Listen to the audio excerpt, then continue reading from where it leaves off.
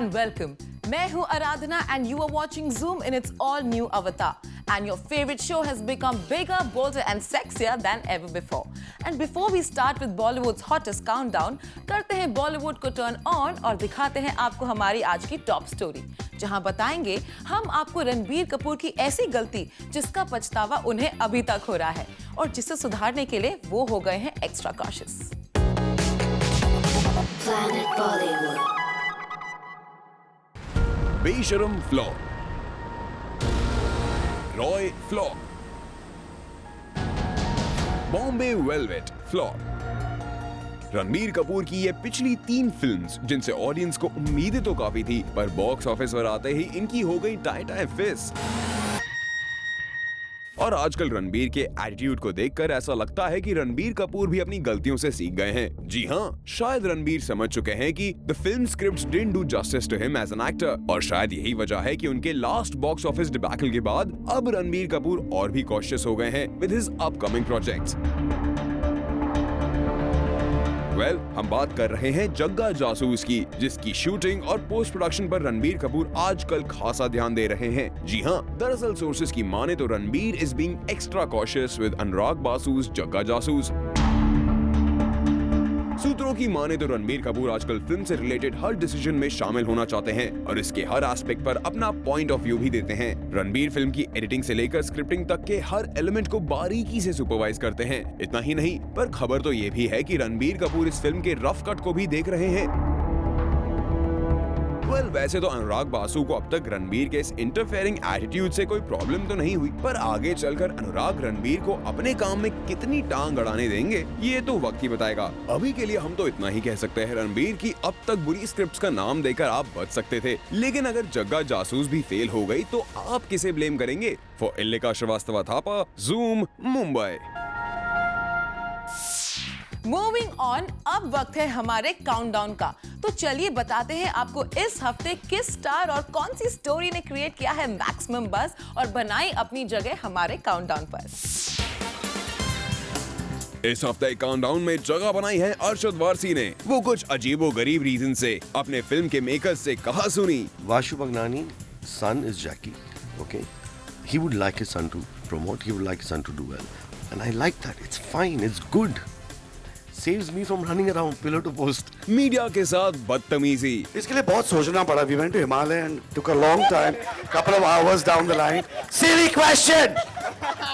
Next. Arshad Warsi अचानक बॉलीवुड के bad boy बनने की पूरी कोशिश कर रहे हैं। अरशद रातों रात अपनी फिल्म के मेकर्स की नजरों में बदनाम हो चुके हैं। जूम को एक्सक्लूसिव सोर्सेज से इंफॉर्मेशन मिली है कि फिल्म वेलकम टू कराची के बाद अब अरशद की अपकमिंग फिल्म गुड्डू रंगीला के मेकर्स भी अरशद से परेशान हैं। दरअसल गुड्डू रंगीला के मेकर्स ने अपनी फिल्म को प्रमोट करने के लिए एक स्पेशल प्रमोशनल स्ट्रैटेजी बनाई थी, लेकिन जब अरशद को इस प्रमोशनल प्लान के बारे में पता चला तो उन्होंने तुरंत फिल्म के मेकर्स को इन प्लान्स में ढेर सारे चेंजेस करने के लिए कह दिया। यही नहीं, सोर्सेज का कहना है कि अरशद अपनी मन की मर्जी के हिसाब से इस फिल्म का प्रमोशन कर रहे हैं, ना कि फिल्म के मेकर्स के रिक्वायरमेंट के हिसाब से। अरशद से आजकल जब भी उनकी फिल्म के प्रमोशन को लेकर कोई भी सवाल पूछा जाता है तो उनका कुछ ये जवाब सामने आता है। Arshad Varsi does not like to run around. I like to sit at home. I like to sit at home. Shahid Kapoor के फैंस और उनके चाहने वाले प्यार से उन्हें बुलाते हैं साशा, मगर क्या आपको पता है कि शाहिद की फियांसे मीरा राजपूत ने दिया है उनको कौन सा नया नाम? जूम की एक्सक्लूसिव रिपोर्ट के हिसाब से शाहिद की लेडी लव मीरा ने उनका निकनेम रख दिया है शैडो। 7 जुलाई को गुड़गांव दिल्ली के एक लग्जरी होटल में होगी शाहिद मीरा की शादी, और खबर ये भी है कि जैसे जैसे शाहिद मीरा की शादी की तारीख नजदीक आती जा रही है, दोनों के बीच बॉन्डिंग उतनी ही बढ़ रही है, और ऐसे बढ़ते कंफर्ट लेवल के चलते मीरा ने शाहिद का निकनेम शैडो रख दिया है। हर मीटिंग, हर शूट, हर जगह लेट या कहे बहुत लेट पहुंचने वाले शाहरुख खान को लगता है कि वो अपने मुताबिक बिल्कुल सही वक्त पर पहुंचते हैं। मैं अपने टाइम पर आता हूँ। According to my time I am always punctual. लेकिन शाहरुख हमें लगता है कि आपकी घड़ी का समय दूसरों के वक्त से नहीं मिलता, और शायद एसआर के भी इस बात से बखूबी वाकिफ हैं। मैं अपने टाइम पर आता हूँ। According to my time I am always punctual. According to other people's time I am not punctual at all. Shahrukh Khan ने भले ही यहाँ अपने दोनों हाथों में घड़ी पहन ली हो, पर अभी भी वक्त पर कहीं भी पहुँचने का नहीं है उनका कोई इरादा। और ये बात उन्होंने अपने एक फ्रेंड के साथ की शेयर। SRK ने साफ साफ कह दिया कि वो अभी भी अपनी मीटिंग्स में लेट ही पहुँचेंगे। वेल शाहरुख, अब तो हम यही कहेंगे कि बुरी आदतों को जितना जल्दी छोड़ दे उतना ही अच्छा है। इस हफ्ते काउंटडाउन पर बज़ मेकर बनी आलिया भट्ट भी। शाहिद के साथ काम करके आलिया भट्ट तो काफी खुश हैं, लेकिन क्या आलिया के साथ काम करके शाहिद भी ऐसा ही कुछ फील करते हैं? वेल, ज़ूम को सोर्सेज से मिली खबरों की माने तो शाहिद आलिया से हैं काफी ज्यादा परेशान, और रिसेंटली आलिया से खफा होकर शाहिद तो फिल्म शानदार की सेट से ही बाहर चले गए। वेल, ऐसे में सवाल उठता है कि शाहिद के इस गुस्से की वजह क्या है?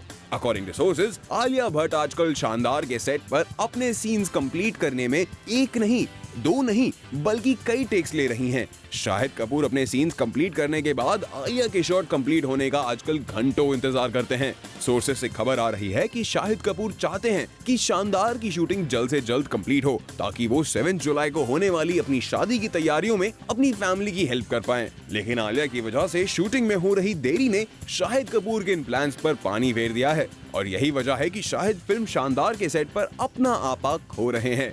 वेल, शाहिद तो वैसे अपने सेट पर अपने कूल एंड काम अंदाज के लिए जाने जाते हैं, लेकिन अब जबकि खुद की शादी की तैयारियों में दिक्कत हो रही हो तो आखिर कौन नाराज नहीं होगा?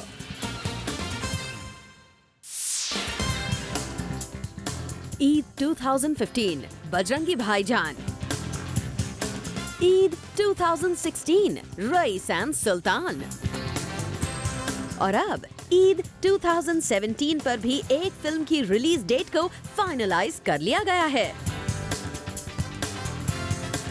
जी हाँ, ईद रिलीज डेट की लड़ाई अभी से ईयर 2017 तक पहुंच गई है। जूम को एक्सक्लूसिव सोर्सेज से इंफॉर्मेशन मिली है कि अरबाज खान ने अपनी फिल्म दबंग 3 के लिए ईद 2017 की डेट अभी से बुक कर ली है। दबंग 3 है, ऑफ कोर्स वो एक सिनेरियो है जो हम करेंगे। वैसे यहाँ सवाल उठता है कि ईद 2017 की डेट अभी से बुक करने की वजह क्या है? तो दरअसल रईस और सुल्तान की बॉक्स ऑफिस क्लैश की खबर ने सबके होश उड़ा दिए हैं। खबर आ रही है कि सलमान खान यश राज फिल्म से बिल्कुल खुश नहीं हैं, क्योंकि सलमान खान को इस बात की जानकारी बिल्कुल नहीं थी कि शाहरुख खान की फिल्म ईद 2016 पर रिलीज के लिए पहले ही फाइनलाइज कर ली गई है। और अब सोर्सेज की माने तो इसी तरह की किसी क्लैश को अवॉइड करने के लिए अरबाज खान ने सलमान खान से परमिशन लेकर ईद 2017 की रिलीज डेट को भी अभी से बुक कर लिया है। First, it's not a clash. There are only 365 days, 54 Fridays. We make 200 films. It's bound to happen some films will release on the same Friday. सुल्तान और रईस के बीच होने वाली जंग का विजेता कौन होगा, इसका फैसला भले ही बाद में हो, लेकिन लगता है इस लड़ाई के शुरू होने के पहले ही मान ली है सलमान खान ने हार।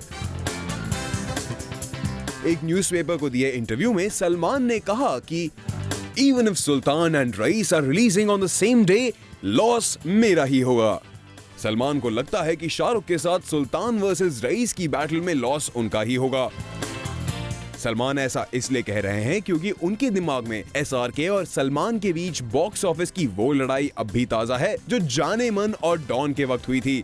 Salman also said, I love Shahrukh a lot and I don't think he needs to worry at all because the last time our movies came together, he had beaten me. अब सुल्तान और रईस के बीच विनर चाहे कोई भी हो, मगर इन दोनों खान्स के फैंस के लिए डबल ईदी तो पक्की है।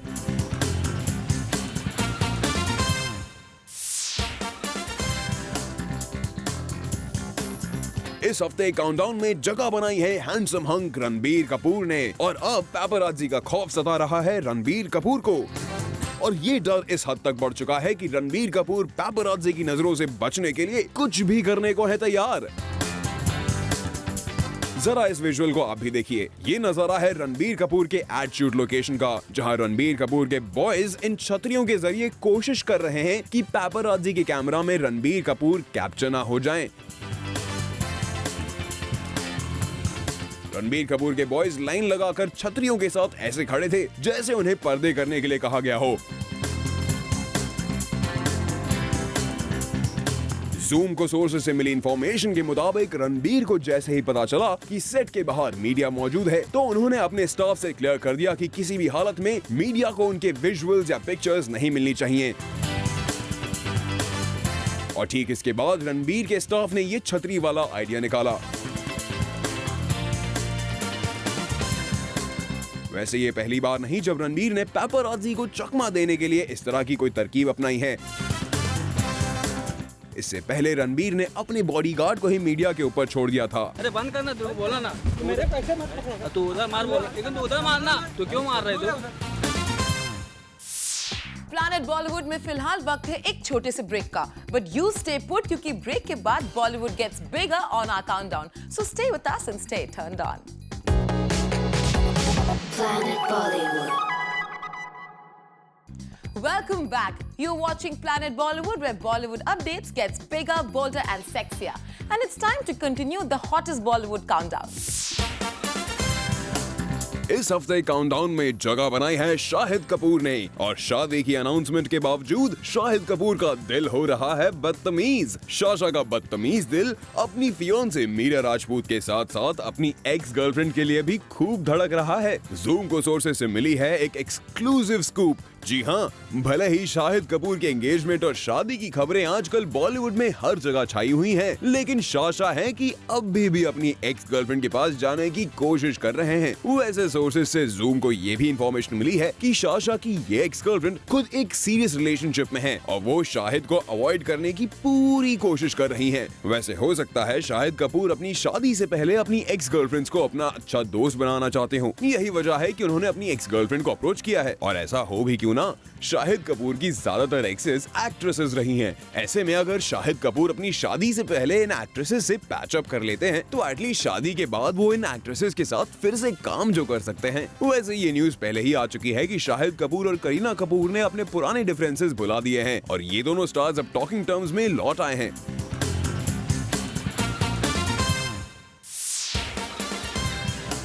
इस हफ्ते काउंटडाउन में बज़ क्रिएट किया है बॉलीवुड हॉट थ्रोब रणवीर सिंह ने। रणवीर फिल्म सिटी में अपने एक एड की शूटिंग कर रहे थे और ठीक रात 12 बजे हमने रणवीर सिंह के सेट के बाहर एक बॉलीवुड एक्ट्रेस की कार को किया स्पॉट। ये एक्ट्रेस रणवीर सिंह से मिलने उनके सेट पर पहुंची थी। जूम को सोर्सेस से मिली इंफॉर्मेशन के मुताबिक ये एक्ट्रेस रणवीर सिंह के साथ काफी देर तक उनके वैनिटी वैन में मौजूद थी। इस एक्ट्रेस को अच्छी तरह से पता था कि मीडिया सेट के बाहर खड़ी है। ऐसे में इस एक्ट्रेस ने सेट पर एंट्री पिछले दरवाजे से की और फिर वहीं से निकल गई। वेल, अब आप सोच रहे होंगे कि कौन थी वो एक्ट्रेस जो रणवीर सिंह से इतनी रात गए मिलने उनके सेट पर आई थी। वेल, इस न्यूज को सुनने के बाद अगर आप रणवीर सिंह के साथ किसी भी एक्ट्रेस को इमेजिन करने की कोशिश करें, उससे पहले ही हम आपको ये बता दें कि ये एक्ट्रेस और कोई नहीं बल्कि रणवीर सिंह की गर्लफ्रेंड दीपिका पादुकोण थी। जी हाँ, दीपिका पादुकोण रणवीर सिंह से मिलने उनके एड के सेट पर पहुंची थी। दरअसल दीपिका फिल्म सिटी में ही अपनी फिल्म बाजीराव मस्तानी की शूटिंग कर रही थी और उन्हें जैसे ही पता चला कि रणवीर पास ही के एक स्टूडियो में मौजूद हैं, तो दीपिका तुरंत रणवीर के सेट पर पहुंच गई।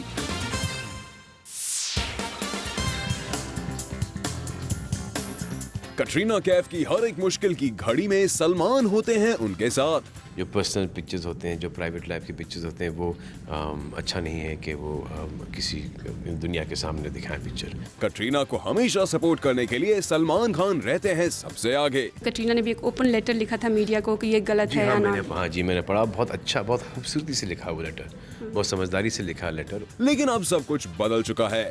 सलमान खान अब कटरीना की रिक्वेस्ट के बावजूद नहीं कर रहे हैं उनकी हेल्प। जी हाँ, जूम को एक्सक्लूसिव सोर्सेज से इंफॉर्मेशन मिली है कि कटरीना कैफ की एक पर्सनल रिक्वेस्ट को सलमान खान ने मानने से मना कर दिया है।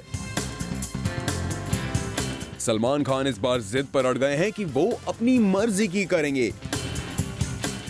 चलिए अब आपको बताते हैं कि क्या है सलमान की ये जिद। दरअसल Katrina Kaif starrer film Phantom 2 साल की डिले के बाद फाइनली 4 सितंबर को रिलीज होने वाली थी, लेकिन यहाँ फैंटम के मेकर्स के लिए एक बड़ी दिक्कत ये खड़ी हो गई कि सलमान खान ने भी ठीक इसी डेट पर अपने प्रोडक्शन में बन रही फिल्म हीरो के रीमेक को रिलीज करने का फैसला कर लिया है। ऐसे में अब सलमान खान की फिल्म से बॉक्स ऑफिस पर टकराने की न्यूज ने फैंटम के मेकर्स के रातों की नींद उड़ा दी थी और यही वजह है कि कटरीना कैफ के जरिए फैंटम के मेकर्स सलमान खान को कन्विंस करने में लगे हुए थे, लेकिन हर बार कटरीना की मदद करने वाले सलमान खान भी इस बार जिद पर अड़ गए हैं। कि उनकी फिल्म भी 4 सितंबर को ही रिलीज होगी। सलमान खान के करीबी ने जूम को बताया है कि सलमान खान का एग्जैक्टली कहना है, अब कुछ नहीं होगा, अब मैं आ गया तो आ गया। और अब फाइनली सलमान खान की जिद के आगे झुकते हुए फैंटम के मेकर्स ने अपनी फिल्म की रिलीज डेट एक नहीं बल्कि 2 वीक पीछे पुश कर दी है, जिसकी जानकारी कल एक इवेंट पर कबीर खान ने दी। फैंटम का डेट 28 अगस्त है, फिक्स्ड है। 28 अगस्त है, फिक्स्ड है। वेल, साफ है फैंटम के मेकर्स की कटरीना के जरिए सलमान खान को मनाने की कोशिश कामयाब नहीं हुई और अब फाइनली उन्हें अपनी रिलीज डेट प्रीपोन करनी पड़ी है। And now it's time for some chit chat with our Bollywood stars. Who has been your inspiration in life, Tiger? In life, I would say other than my family. Your father. My father, course, of course. I mean, every son's first hero is his father. Absolutely. And for me, that's my father. Other than him, Michael Jackson, Bruce Lee. In the industry, I look up to Hrithik Roshan very much. Is there anyone in Bollywood you'd like to have a dance face off with? I'd love to dance with Hrithik Roshan. Yeah. That'll be a dream. You know, I wouldn't really dance much. I'd just be starstruck, you know, and in awe of whatever he would do with me. And I'll try and imitate him. I was also reading somewhere how you used to watch while growing up. You used to watch a lot of Bollywood films. And you used to watch one film a night. Is that true? My father's films, yeah. One of your father's films? Yeah, because my grandmother, she used to collect all my father's tapes. And so every night before sleeping, I used to put one film, like Parinda one night, Gardish one night, you know. And just watch my father's films. And I used to get so emotional. I used to cry every time my father used to get beaten up. Or, you know, or if there was a death scene or something. You also get jealous to see him romance other women on screen, right? Tell us about that feeling. Well, you know, I'm very protective of my mother, and you know, I like see my mother and father together and happy. Like, why is he romancing someone else? Why is he cheating on mom? And you know, so yeah, that's sweet. But how was it growing up with actors?